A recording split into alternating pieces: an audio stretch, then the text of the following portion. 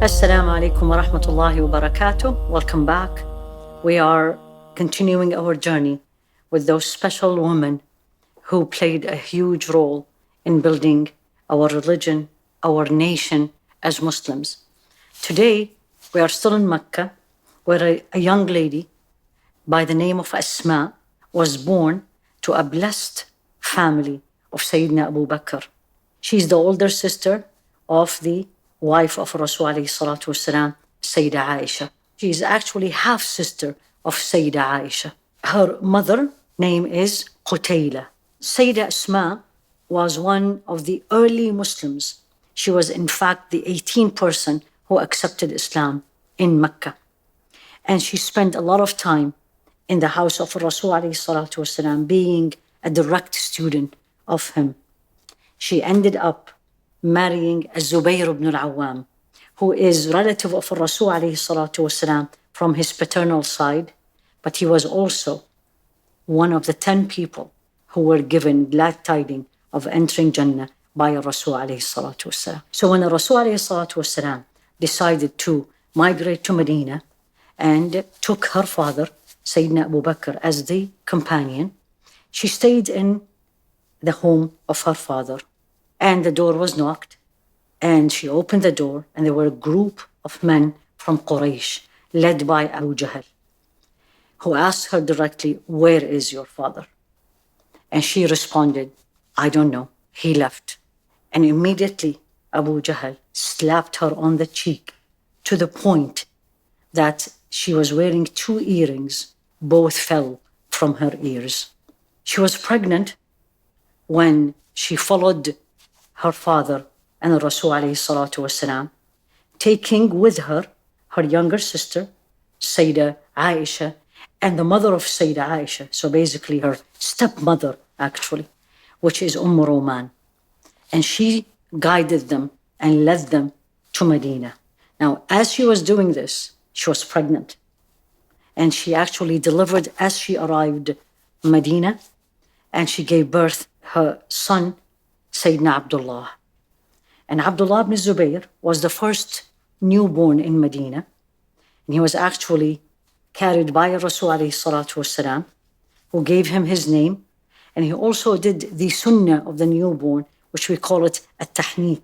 Basically, Rasul alayhi salatu wasalam chewed dates, made them like a paste, and then took part of this paste and then just rub it on the gums of the newborn, Sayyidina Abdullah. One other thing Sayyida Asma played a role in the migration. So basically, when you remember the migration of Rasul alayhi salatu wasalam, and you want to remember a woman, the name Asma, bint Abu Bakr, may Allah be pleased with her, comes in right away. As they were moving to Medina, Rasul alayhi salatu wasalam and Sayyidina Abu Bakr, she was the one who come daily from her house in Makkah and give them food. And she was carrying both water and carrying food, and she was pregnant. So this is very famous about her, that when she wanted to bring the food and the water, she couldn't put them both on the camel.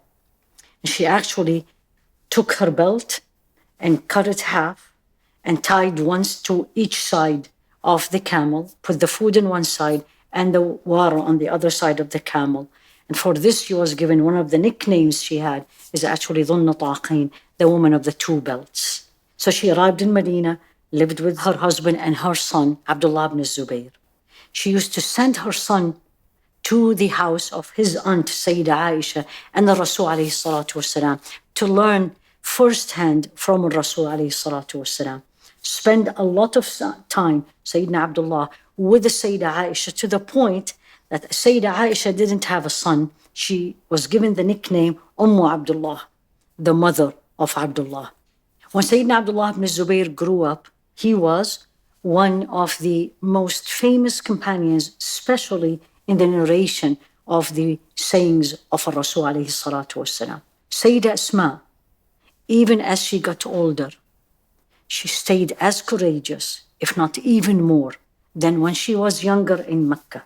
Later on in life, after Rasul alayhi salatu wasalam passed away, Sayyidina Abdullah ibn Zubayr, at the time of the Muawiyah Khalifa, he was encouraged to run to become the Khalifa.